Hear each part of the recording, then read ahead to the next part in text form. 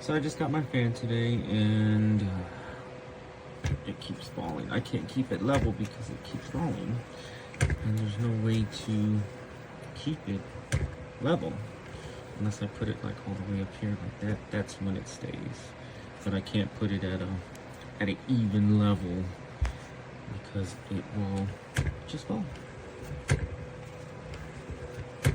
I mean, it's a good little fan, but I can't keep it. Oh, there went that theory.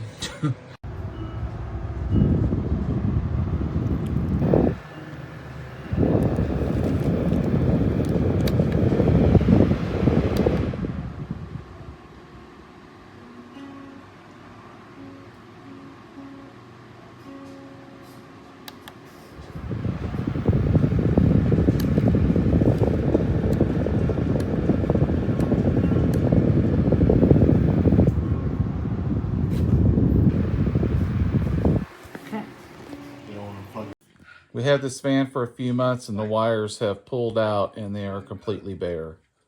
If those wires had touched each other, it would have started a fire in our home. It just went out of warranty not too long ago. Won't be getting another one like this.